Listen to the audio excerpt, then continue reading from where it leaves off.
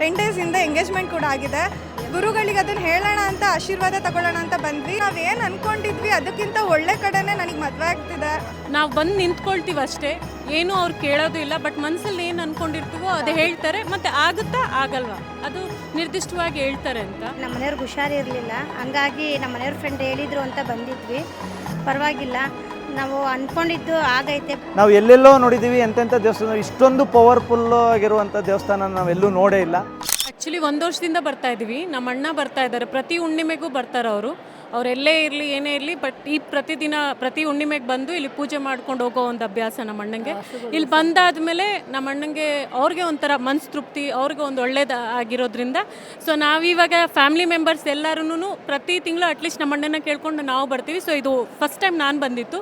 But ಏನಂದರೆ ಎಲ್ಲಿ ಸತ್ಯ ಇರುತ್ತೋ, ಎಲ್ಲಿ ದೇವ್ರು ಇರ್ತಾರೋ ಅಲ್ಲೇ ಜನ ಜಾತ್ರೆ ಅಂತಾರೆ, ಅದನ್ನೇ ಕೇಳ್ಕೊಂಡು ಬಂದಿರೋದು. ಸೊ ಸಾಮಾನ್ಯವಾಗಿ ಎಲ್ಲ ಕಡೆ ಇಷ್ಟು ಸೇರಲ್ಲ, ಸೇರಿದ್ದಾರೆ ಅಂದರೆ ಅಲ್ಲಿ ಶಕ್ತಿ ಇದೆ ಅಂತ ಅರ್ಥ. ನನಗೆ 2.5-3 ಇಯರ್ಸಿಂದ ಮದುವೆಗೆ ಅಂತ ನೋಡ್ತಿದ್ರು. ಅಂದರೆ ಆಲ್ಮೋಸ್ಟ್ ಮದುವೆ ಫಿಕ್ಸ್ ಆಗ್ತಿತ್ತು, ಕ್ಯಾನ್ಸಲ್ ಆಗ್ತಿತ್ತು. ಏನಕ್ಕೆ ಅಂತ ಎಲ್ಲೂ ಹೇಳಿರಲಿಲ್ಲ. ಬಟ್ ಅದು ಜಾಸ್ತಿ ನೋವು ತಿಂದಾಗಲೇ ದೇವ್ರ ಹತ್ರ ಆಗ್ತಾರಂತ ಅಲ್ವಾ, ನನಗೆ ಆ ಥರ ಆಗಿದ್ದು. ಹಾಸನಿಂದ ಬಂದಿರೋದು ನಾವು ಆ್ಯಕ್ಚುಲಿ. ಅಂದರೆ ಎಲ್ಲೋ ಇದ್ದವಳಿಗೆ ದೇವ್ರು ಕರೆಸ್ಕೊಂಡು ನನಗೆ ಆಶೀರ್ವಾದ ಮಾಡ್ದಂಗೆ ಆಗಿರೋದು. ಮೇನಲ್ಲಿ ಬಂದು ಪ್ರಶ್ನೆ ಕೇಳಿದ್ವಿ. ಗುರುಗಳು ನೋಡಿದ ತಕ್ಷಣ ಅದೇ ಒಳಗೆ ಏನು ಮಾತಾಡಿದ್ವಿ ಪ್ರತಿಯೊಂದು ಹೇಳಿದ್ರು. ಅಂದರೆ ಅವ್ರು ಹೆಂಗೆ ಆನ್ಸರ್ ಕೊಟ್ಟರು ಅಂದರೆ ಮಗನ ಬಗ್ಗೆ ಕೇಳೋಕ್ಕೆ ಬಂದಿದ್ದೀರಾ ಅಲ್ವಾ ಅಂತ ಹೇಳಿದ್ದು. ಬಟ್ ಅಮ್ಮಂಗೆ ನಮ್ಮ ಮಗ ಇಲ್ಲ, ಮಗಳಿರೋದು, ಮದುವೆ ಕೇಳಕ್ಕೆ ಬಂದಿದ್ದೀವಿ ಅಂತ. ಮಗನ ಥರ ಇರೋ ಅಳಿಯನ್ ಕೇಳಕ್ಕೆ ಬಂದಿದ್ದೀರಾ ಅಲ್ವಾ ಅಂದರು. ಅದರಲ್ಲೇ ಗೊತ್ತಾಗೋಯ್ತು ನಮಗಿಲ್ಲಿ ಏನು ಎಷ್ಟು ಪವರ್ಫುಲ್ ಅಂತ. ಅವ್ರು ಹೇಳಿ ಕಳಿಸಿದ್ದು ಅಕ್ಟೋಬರಲ್ಲಿ ಹುಡುಗ ಬರ್ತಾನೆ, ಈ ವರ್ಷದಲ್ಲಿ ಎಂಗೇಜ್ಮೆಂಟ್ ಇಲ್ಲ, ಮದುವೆ 2ರಲ್ಲೊಂದು ಆಗುತ್ತೆ ಅಂತ ಹೇಳಿದರು. ಅಕ್ಟೋಬರಲ್ಲಿ ಬಂದಿದ್ದರು. ಬಟ್ ನಮಗೆ ಅಷ್ಟೊಂದು ಟೆನ್ಷನಲ್ಲಿ ಅಕ್ಟೋಬರಲ್ಲೇ ಬಂದರೆ ಏನು ಅನ್ನೋದು ಗೊತ್ತಾಗಲಿಲ್ಲ. ಎಷ್ಟು ಅವಮಾನಗಳು ತಿಂದಿದ್ದು ಅಂದರೆ ಇದಕ್ಕೋಸ್ಕರನೇ ಅನ್ನೋಷ್ಟು ಒಳ್ಳೇದು ನಡೀತಿದೆ ನನಗೆ. ಅಮ್ಮ ಇದ್ದಾಳೆ ಜೊತೇಲಿ, ಅಂದರೆ ನಾನು ಬದುಕಿರೋವರೆಗೂ ನಾನು ಇಲ್ಲಿಗೆ ಬರ್ತಾನೆ ಇರ್ತೀನಿ, ಅಂದರೆ ಕಾಪಾಡ್ತಾಳೆ ಅನ್ನೋ ನಂಬಿಕೆ ತುಂಬ ಇದೆ. ಯಾರಿಗಾದ್ರೂ ಹೇಳ್ಕೋಬೇಕು ಅಂತ ಅನಿಸಿದ್ರೆ ಅಮ್ಮನ ಹತ್ರ ಬನ್ನಿ, ಅದನ್ನು ಗುರುಗಳು ಪರಿಹಾರದ ಮೂಲಕ ಹೇಳ್ತಾರೆ ಅಂತ ಹೇಳ್ತೀನಿ ಅಷ್ಟೆ. ನಾವು ಇಲ್ಲಿಗೆ ಬಂದ್ವಿ ಫಸ್ಟ್ ಟೈಮ್ ಬಂದು ಹೊಸ ವರ್ಷದಿಂದ ಹಿಂದೆ ಬಂದು ನೋಡ್ಕೊಂಡು ಇಲ್ಲಿ ಬಂದಾಗ ನಮಗೆ ತುಂಬ ಮನಸ್ಸಿಗೆ ಇದಾಯಿತು. ನಾವು ಎಲ್ಲೆಲ್ಲೋ ನೋಡಿದ್ದೀವಿ, ಎಂತೆಂಥ ದೇವಸ್ಥಾನ, ಇಷ್ಟೊಂದು ಪವರ್ಫುಲ್ ಆಗಿರುವಂಥ ದೇವಸ್ಥಾನ ನಾವೆಲ್ಲೂ ನೋಡೇ ಇಲ್ಲ. ಮತ್ತು ಇಲ್ಲಿ ಯಾವುದೇ ಥರದಂಥ ದುಡ್ಡು ಕಾಸು ಸುಲಿಗೆ ಇಲ್ಲ. ಪ್ರತಿಯೊಂದಕ್ಕೆ 2,000 ರೂಪಾಯಿ ಮಾತ್ರ ಟೋಕನ್ ತೊಗೋತಾರೆ. ಅದು ಇದ್ದವ್ರಿಗೂ ಹೇಳ್ತಾರೆ, ಇಲ್ಲ ಅಂತ ಹೇಳಿದವ್ರಿಗೂ ಹೇಳ್ತಾರೆ. ಆ ಥರದ್ದು ಯಾವುದೇ ಥರದಂಥ ಸುಲಿಗೆ ಪಲಿಗೆ ಏನಿಲ್ಲ.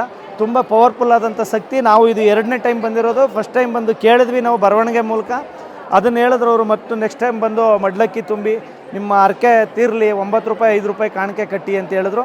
ಕಟ್ಟಿದ್ದೀವಿ. ಈಗ ನಾವು ಇಲ್ಲಿಗೆ ಬಂದಿದ್ದೀವಿ. ನಮಗೆ ಈ ಪೂಜೆ ಪುರಸ್ಕಾರ ನೋಡಿ ತುಂಬ ಸಂತೋಷ ಆಯಿತು. ಭಾಳ ಪವರ್ಫುಲ್ ಆಗಿದೆ ಸರ್ ದೇವಸ್ಥಾನ. ಅವ್ರು ಕಷ್ಟದಲ್ಲಿರೋರು ನೋಡಿದ್ರೆ ನಾವು ಇಲ್ಲಿ ಮತ್ತೊಂದು ಸಲ ಹೋಗಿ ಈ ದೇವಸ್ಥಾನಕ್ಕೆ ಹೋಗಿ ಈ ಸೇವೆ ಮಾಡಿ ಎಲ್ಲರಿಗೂ ಒಳ್ಳೇದಾಯ್ತದೆ. ಎಲ್ಲರಿಗೂ ಅದನ್ನೇ ಹೇಳೋದು ಸರ್, ಹೋಗಿ ಬನ್ನಿ, ತುಂಬ ಒಳ್ಳೇದಾಗತ್ತೆ ಅಂತ. ನನಗೆ ನನ್ನ ಮಗನಿಗೆ ವಿದ್ಯಾ ಚೌಡೇಶ್ವರಿ ದೇವಸ್ಥಾನ ನೋಡಿದೆ. ಅವನಿಗೆ ಸ್ವಲ್ಪ ವಿದ್ಯೆ ಕಲಿಸ್ಬೇಕು, ಅವನಿಗೆ ಸ್ವಲ್ಪ ಹಠ ಇತ್ತು. ಈ ದೇವ್ರನ್ನ ಹೋಗೋಣ ನೋಡೋಣ ಅಂತ ಬಂದ್ವಿ. ನಿಮ್ಮ ಎಲ್ಲ ಕೆಲಸಗಳು ನೀವೇನೇನು ಅಂದ್ಕೊಂಡು ಬಂದಿದ್ದೀರೋ ಎಲ್ಲ ಕೆಲಸಗಳು ಆಗ್ತವೆ. ಪಿತ್ರಾರ್ಜಿತ ಸೊತ್ತು ಕೂಡ ನಿಮಗೆ ಬರಬೇಕಾಗತ್ತೆ, ಬರುತ್ತೆ. ನಿಮಗೆ ನೀವು ಕೊಟ್ಟಿರ್ತಕ್ಕಂಥ ಹಣನೂ ಕೂಡ ನಿಮಗೆ ವಾಪಸ್ ಬರುತ್ತೆ. ಆಮೇಲೆ ಮನೆಗಳಲ್ಲಿ ಯಾರ ಕಿರುಕುಳ ಕೊಡ್ತಾ ಇರ್ತಕ್ಕಂಥವ್ರು ಕೂಡ ಬಿಟ್ಟು ಹೋಗ್ತಾರೆ ಅವರು. ಅಂದರೆ ಅಲ್ಲಿ ಬಂದು ನಮ್ಮನ್ನು ಬಂದು ಕಾಣ್ರಿ ಅಂತ ಹೇಳಿದ್ರು. ಅದ್ರ ಬಗ್ಗೆ ಮಾತ್ರ ನಾವು ಅಂದ್ಕೊಂಡಿರ್ತಕ್ಕಂಥ ಕೆಲಸಗಳು ಪರಿಪೂರ್ಣವಾಗಿ ಆಗಿವೆ. ಇನ್ನೂ ಕೆಲವು ಆಗೋವಿವೆ, ಆಗ್ತಾ ಇದ್ದಾವೆ. ಒಂದಾದ ಮೇಲೆ ಒಂದು ದೇವಿ ಕೃಪೆ ಮಾತ್ರ ತುಂಬ ಶ್ರೇಷ್ಠವಾಗಿದೆ ಅಂತಕ್ಕಂಥದ್ದನ್ನು ಹೇಳ್ಬೋದು. ಯಾಕೆಂದರೆ ನಾವು ಅಲ್ಲಿ ಹೋದಾಗ್ಲಿಂದ ಈಚೆ ಕಡೆಗೆ ತುಂಬ ಸಮಾಧಾನವಾಗಿದ್ದೀವಿ, ನೆಮ್ಮದಿಯಾಗಿದ್ದೀವಿ. ಇಲ್ಲಿಗೆ ಬಂದರೆ ತುಂಬ ಒಳ್ಳೆಯದಾಗುತ್ತೆ. ನಾನು ಎಲ್ಲರಿಗೂ ಸಜೆಷನ್ ಮಾಡೋದು, ಹೋಗಿ ಅಲ್ಲಿ ಅಮ್ಮವ್ರನ್ನ ನೀವು ಹೆಸರು ಹೇಳಿ ನೆನೆದ್ರೆ ನಿಮಗೆ ಒಳ್ಳೇದಾಗುತ್ತೆ. ಹೋಗಿ ಅಲ್ಲೇ ಪೂಜೆ ಮಾಡಬೇಕು ಅನ್ನೋದೇನಿಲ್ಲ, ಮನೇಲಿ ನೆನೆಸ್ಕೊಂಡು ನೀವು ಪೂಜೆ ಮಾಡಿದ್ರು ನಿಮಗೆ ಏನಾದರೂ ಒಂದು ಆಗುತ್ತೆ ಅಂತ ಹೇಳ್ತೀನಿ. ಎಲ್ಲರೂ ಭಕ್ತಾದಿಗಳು ಬಂದು ಒಂದು ಸತಿ ದರ್ಶನ ಮಾಡ್ಕೊಂಡು ಹೋಗಿ ಅಮ್ಮವ್ರನ್ನ. ಅಷ್ಟು ಖರ್ಚಾಗುತ್ತೆ ಇಷ್ಟು ಖರ್ಚಾಗುತ್ತೆ ಅಂತ ಏನೂ ಇಲ್ಲ. 5 ಪೈಸೆ ಖರ್ಚಾಗಲ್ಲ. ಅರೆ ನಾವು ಬರೋ ಬಸ್ ಚಾರ್ಜ್ ಅಷ್ಟೇ ಖರ್ಚಾಗುತ್ತೆ. ಅರೆ ನಾವು ಬರೋ ಪ್ರೀತಿಯಿಂದ ಬಂದರೆ ನಿಮ್ಗೆ ಏನು ಅಂದ್ಕೊಂಡಿರ್ತೀರೋ ಅದೆಲ್ಲ ಸದಾಕಾಲ ಆಗುತ್ತೆ. ದೇವ್ರನ್ನ ನೋಡ್ದಿರೇ, ಅಮ್ಮವ್ರ ದರ್ಶನ ಇಲ್ಲಿ ಮಾಡ್ದಿರೇ ಅಲ್ಲಿ ನೆನೆದ್ರೆ ಅಷ್ಟು ಪವರ್ಫುಲ್ ಆಗುತ್ತೆ. ಅಂದರೆ ಇಲ್ಲಿಗೆ ಬಂದೋದ್ರೆ ಇನ್ನೆಷ್ಟು ಪವರ್ ಆಗ್ಬೋದು ಅಂತ ಹೇಳ್ತೀನಿ ಸರ್.